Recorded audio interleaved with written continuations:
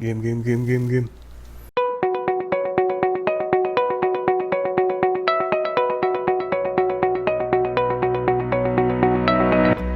morning, sir. I will be discussing the introduction on geothermal energy conversion. First is conversion. There are three types of conversion: the dry steam power plant, flash steam power plant, and binary cycle power plant. In dry steam power plant, it uses hydrothermal fluids that are primarily steam. The steam travels directly to a turbine which drives a generator that produces electricity. So the steam eliminates the need to burn fossil fuels to run the turbine, also eliminating the need to transport and store fuels.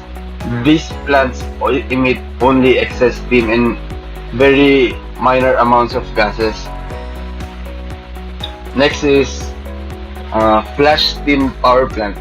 It is the most common type of geothermal power generation plants in operation today.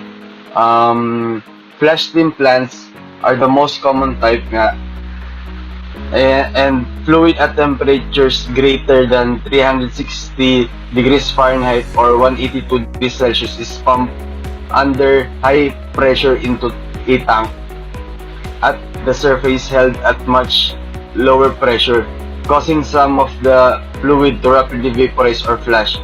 The vapor then drives a turbine which drives a generator.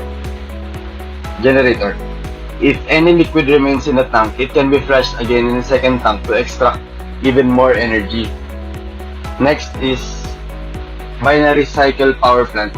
These are closed loop systems and virtually nothing except water vapor. It is emitted to the atmosphere. So binary cycle geothermal power generation plants differ from the dry steam and flash steam systems in that the water or steam from the geothermal reservoir never comes in contact with the turbine or generator units. Low to moderately heated or below 400 degrees Fahrenheit, geothermal fluid and secondary or binary fluid with a much lower boiling point that pass through a heat exchanger, where the heat from the geothermal fluid causes the secondary fluid to flash to vapor, which then drives the turbine and subsequently the generators. Next part is the significance of the conversion. Geothermal heat pumps can do all sorts of things, from heating and cooling homes to warming swimming pools, etc. During winter, the water or refrigerant absorbs warmth from the earth, and the pump brings this heat to building above. In summer, some heat pumps can run in reverse and help cool buildings. Not all geothermal energy comes from power plants nga. These systems nga transfer heat by pumping water or refrigerant, a special type of fluid, through the pipes just below the Earth's surface, where the temperature is a constant 50 to 60 degrees Fahrenheit. Take note, Fahrenheit. Next is the application of geothermal energy. First is heat production or heating or cooling. Heat production or low temperature geothermal energy can be used for heating greenhouses, homes, fisheries, and industrial processes. Low temperature energy is the most efficient when used for heating, although it can sometimes be used to generate electricity, or most of the time. Next is power production. Power production are used to, or from the example a while ago, the three kinds of conversion. It is used in order to generate electricity by the use of geothermal energy or the Earth's internal thermal energy. This energy is harnessed to generate electricity when water is injected deep underground and returns as steam or hot water, which is later converted to steam to drive the turbine on an electric power generator. So basically, water is pumped under the Earth's surface at something distance, and the thermal energy or the geothermal energy from the core of the Earth uh, pumps out steam where it drives the turbine because steam has a great velocity or fast velocity that drives the turbine, and it converts the kinetic energy to electric. So and last is some fun facts. Philippines has the largest single geothermal power plant located in Malitbog, Philippines. Malitbog. The processes of a geothermal energy conversion. What I will be discussing about today is of how the steam and hot water collected from beneath our feet is converted into the electricity that powers almost everything we use in our everyday lives. For this discussion, I will be splitting the processes happening inside the geothermal power plant into two parts: what happens inside the plant and the thermodynamics of it. The power plant process. The steam Rankine cycle, usually used in fossil fueled power plants, is also used in geothermal power plants. Four types of cycles can be used in geothermal power plants. These cycles are direct dry steam cycle, flash steam cycle, binary cycle, and lastly, combined cycle. Direct dry steam cycle is a cycle in which steam is delivered directly from in-ground production wells to the steam turbine. Steam leaving the turbine passes to a condenser where it is converted to water for return to the well. In a flash steam cycle, however, brine from the well or a mixture of brine and steam is delivered to a flash tank in which flash steam is produced that is delivered to the turbine for electric power generation. Many geothermal power plants of today are using binary cycle, in which the plant uses hot water, usually at 135 to 149 degrees Celsius, to heat a binary fluid, usually isobutene or isobutane. This hot water comes from drilled wells that range in the depth of 1,219 to 1,829 meters. The binary fluid is vaporized in a heat exchanger and led to a turbine coupled to an electric generator. In a combined cycle geothermal plant, the overall thermal efficiency is higher. Just as in fossil-fueled combined cycle plants, brine and steam enter a separator with steam leaving the separator and being piped to a turbine for production of electricity. Brine leaving the separator enters a heat exchanger where it generates steam in a secondary working fluid for a turbine that produces electricity. Now I'll be discussing the thermodynamics inside a geothermal power plant.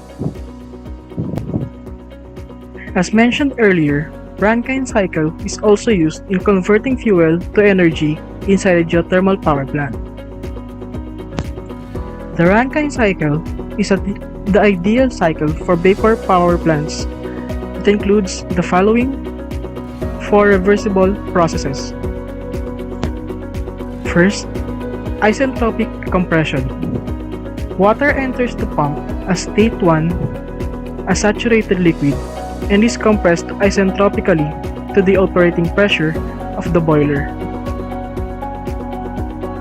Secondly, constant pressure heat addition. Saturated water enters the boiler and leaves it as superheated vapor at state 3. Third, isentropic expansion. Superheated vapor expands isentropically in the turbine and produces work. Lastly, constant pressure heat rejection. High quality steam is condensed in the condenser.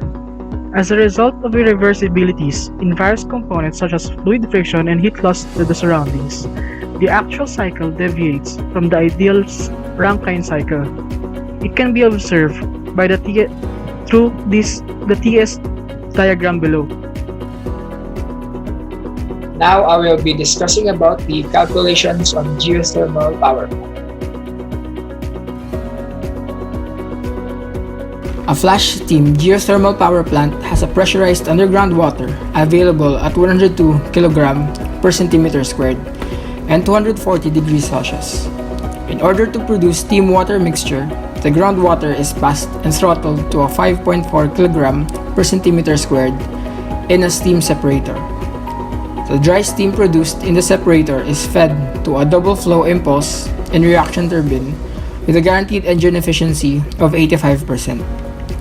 The turbine is directly coupled to a 3-phase 60 Hz 80% power factor 13,800 volt air-cooled generator.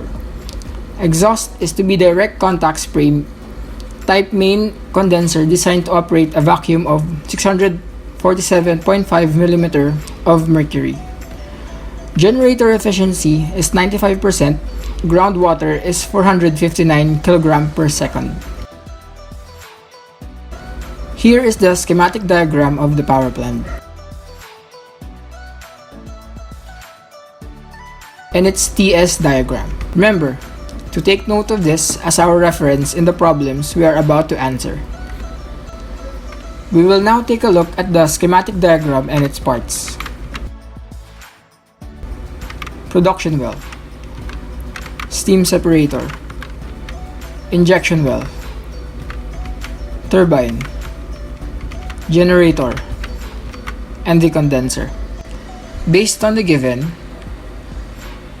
the underground water pressure is at 102 kg per centimeter squared and 240 degrees Celsius with the mass flow rate of 459 kg per second. The water in the steam separator is 5.4 kg per centimeter squared. The exhaust is designed to operate at a vacuum of 647.5 mm of mercury. The generator is a 3-phase 60 Hz power factor of 80% and 13,800 volt air-cooled. The engine efficiency is 85% and the generator efficiency is 95%. Based on the data, how many production wells are needed to supply the plant with pressurized water if each well has a capacity of 127,200 kg per hour? We will use this formula. Numbers of well are equal to mass of groundwater divided by capacity of each well. We know that the mass of groundwater is 459 kg per second based on the given. The capacity of each well is 127,200 kg per hour based on the problem. Now we will just solve this and we will get 13 as our number of wells. Based on the data, what is the enthalpy of steam-water mixture in the steam separator? Pressure 1 is equal to 102 kg per centimeter squared or 10 megapascal and temperature 1 of 240 degrees Celsius. Based on the given, using the steam table from table 4 at 10 megapascals, we'll find that H1 is equal to 1038.10 kilojoules per kilogram. Based on the data, what is the enthalpy of steam entering the turbine? We know that pressure 3 and pressure 2 is equal from the TS diagram and is equal to 5.4 kg per centimeter squared or 0.53 megapascal. Based on the given, using the steam table from table 2 at 0.53 megapascal, H3 and Hg is equal to 2,751.3 kilojoules per kilogram. Therefore, the enthalpy of steam entering the turbine is 2751.3 kilojoules per kilogram. Based on the data, what is the mass flow rate of steam entering the turbine? Pressure 2 is equal to 5.4 kg per centimeter squared or 0.53 megapascal. Using the steam table from table 2 at 0.53 megapascal, HF is equal to 649.78 kilojoules per kilogram. HFG is equal to 2101.5 kilojoules per kilogram. We can use the equation H1 and H2 is equal to HF plus X plus HFG to find the quality or X. Since we already know the value of H1 from the problem earlier, we will just have to plug the values. 1038.1 is equal to 649.78 plus X multiplied by 2101.5. X is equal to 0.1848. Using the formula, mass steam is equal to X multiplied by mass of groundwater. 0.1848 multiplied by 459. The mass flow rate is therefore 84.82 kilograms per second. Based on the data, what is the enthalpy of the exhaust steam? Pressure 4 is equal to vacuum of 647.5 mm of mercury, based on the given. Since the given is a vacuum, we must add the absolute value of mercury to make it absolute, which is 760 mm of mercury. The answer is 112.5 mm of mercury or 0.015 megapascal. Using the steam table from table 2 at 0.015 megapascal, HF is equal to 225.94 kilojoules per kilogram. HFG is equal to 2373.1 kilojoules per kilogram. SF is equal to 0.7549 kilojoules per kilogram. And SFG is equal to 7.2536 kilojoules per kilogram. Pressure 3 and 2 is equal to 0.53 megapascal. Using the steam table from table 2 at 0.53 megapascal, S1 is equal to 6.8017 kilojoules per kilogram.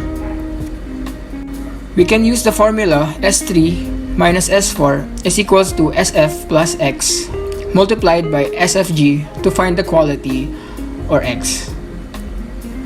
6.8017 is equal to 0.7549 plus X multiplied by 7.2536.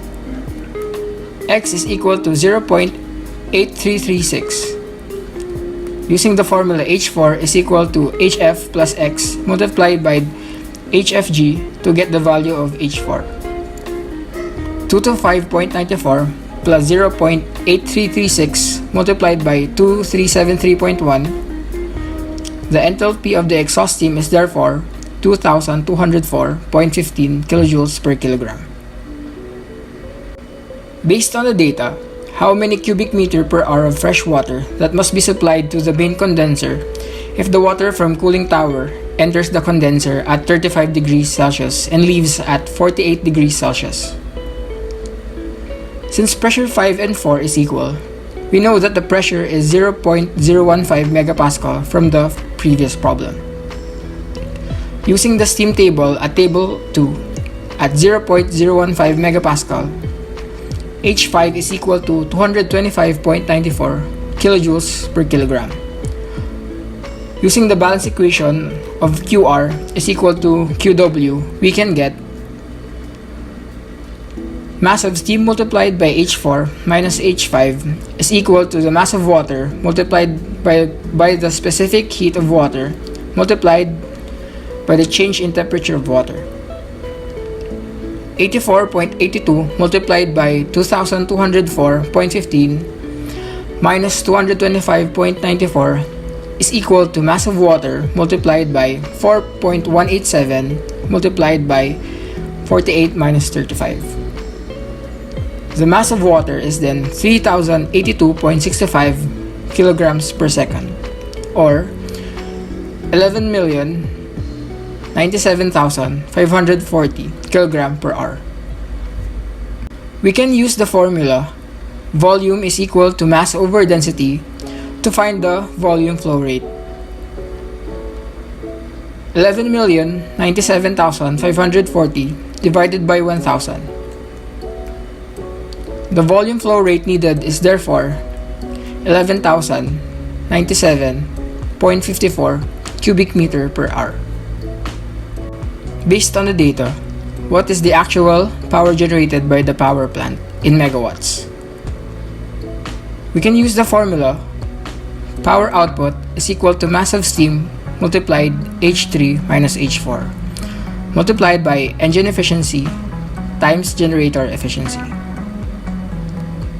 84.82 multiplied by 2,751.3 minus 2,204.50 multiplied by 0.85 times 0.95. The answer is then 37,475 and 48 kilowatts, or the power output is equivalent to 37.48 megawatts. Based on the data, what is the apparent power developed by the generator in kVA? Based on the given, we know that the value of power factor is 80%. Since we already know the value of the power output from the previous problem, we can use the formula apparent is equal to power output divided by power factor. 37,475.48 divided by 0.80. The apparent power is equal to 46,844.35 kilovolts per ampere. Based on the data, determine the thermal efficiency of the power plant. We can use the formula efficiency of plant is equal to the turbine over mass of groundwater multiplied by H1. 37,475.48 divided by 459 multiplied by 1,038.1. The thermal efficiency of the plant is equal to 7.86%. Problems and improvement. In this section, the different options for energetic use of enhanced geothermal system reservoirs are outlined with focus on the most important thermodynamic aspects. The goal of this discussion is to characterize the different improvement options to problems based on energy efficiency and exergy efficiency considerations. Energetic consideration. Since power has a higher quality than heat, it can only be generated from heat sources with high enough temperatures. This is a very important aspect when it comes to evaluating the energetic performance of EGS plants, especially when they provide power, because only part of the energy offered by geothermal fluid can be converted into power. An energetic evaluation should therefore differ between the energy and the exergy contained in the geothermal fluid flow. For EGS plants, this is the temperature of the reservoir, or more precisely, the temperature of the produced geothermal fluid.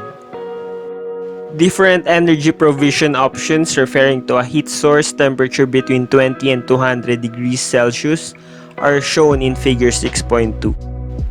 The form of energy which can be supplied by any heat source mainly depends on the temperature level. Figure 6.3 shows a simple example of entropy production and exergy destruction for the example of heat transfer. According to these considerations, different ways to evaluate energetic performance exist.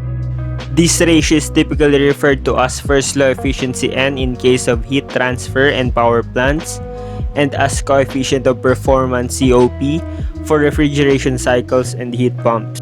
First law efficiency and COP are based on the first law of thermodynamics and do not account for the quality of energy. Comparing two power plants, for example, with different heat source temperatures, the quality of heat source, however, becomes important information for such a comparison. If the two plants have an identical first law efficiency, this means that the power plant using the heat source with the lower temperature actually uses the available exergy, which is also lower more efficiently. The first law efficiency though is still a very useful measure to compare different energy conversion options or plant concepts for the same heat source or analyze the overall plant performance at a specific site. Heat provision. Depending on their temperature level, EGS reservoirs can be exploited in order to directly supply heat, such as for district heating grids or process heat applications. In this case, the heat of a hot geothermal fluid is transferred to a fluid with lower temperature, such as the return of a district heating system. A typical case of a heat transfer with separately flowing fluids is shown in figure 6.4. With reference to the utilization of geothermal heat for heat provision, it has to be remembered that it is not influenced only by the characteristics of the heat resource, but also by the characteristics of the heat use or the heat demand as shown in equation 6.8. An EGS plant using a geothermal fluid with a temperature of 150 degrees Celsius down to a temperature of 70 degrees Celsius at an ambient temperature of 20 degrees Celsius, for example, results in a utilization ratio of 62%. If the heat in contrast could be used down to a temperature of 50 degrees Celsius, the utilization ratio would increase to 77%. For geothermal fluid temperatures between 100 and 200 degrees Celsius, heat provision reaches exergy efficiency up to 80%. This value is significantly higher than for other modes of heat provision such as combustion. This is due to the fact that the primary energy provided from EGS resources is already of relatively low quality, so that only a small exergy reduction occurs for direct heat provision. Chill provision. Besides the provision of heat for space heating or industrial processes, geothermal energy can also be used for the provision of low temperatures heat needed for refrigeration. The principal scheme of an ARS is shown in figure 6.5. A typical ARS uses a mixture consisting of a refrigerant and an absorbent as working fluid. The relationship between COP and the inlet and outlet temperatures of heat input according to equation 6.13 is shown in figure 6.6 for a constant temperature of chill provision and a constant heat sink temperature. Using thermal energy, the exergy associated with the heat input determines the efficiency of chill production. Since the exergy of the heat input depends on the temperature at which this heat is available, a higher temperature level of the heat input also results in a higher obtainable COP. For that reason, the exergy efficiency for chill provision is also an important benchmark for evaluating the quality. Power provision. The principle of converting heat into power is based on the heat flow between two heat reservoirs with different temperatures. This heat flow can be used by a working fluid which is performing a thermodynamic cycle. For EGS, closed thermodynamic cycles are the most relevant. Fluids which can be evaporated are most commonly used. Such thermodynamic cycles are referred to as Rankine cycles. Due to the variety of evaporable working fluids, Rankine cycles are versatilely applicable, including for low temperature heat sources. Figure 6.10 shows the implementation of a Rankine cycle, driven by a geothermal heat. The comparison of the energetic performance of these different cycles has so far been based on the first law efficiencies, assuming the same heat source. However, for an energetic evaluation of different cycles using different heat sources, the exergy efficiency are more significant. The exergy analysis can also be used for the thermodynamic evaluation specific plant components by calculating their exergy efficiency or exergy destruction due to irreversibility, such as shown in table 6.1. For example, that such analysis can be used to detect weak points of a geothermal plant concept. Exergy analysis are also used in combination with economic considerations for improved project planning. The goal of such exergoeconomic analysis is basically to identify the influence of specific plant components on cost and exergy performance. This is the end of our meaningful discussion, and we hope you learned something.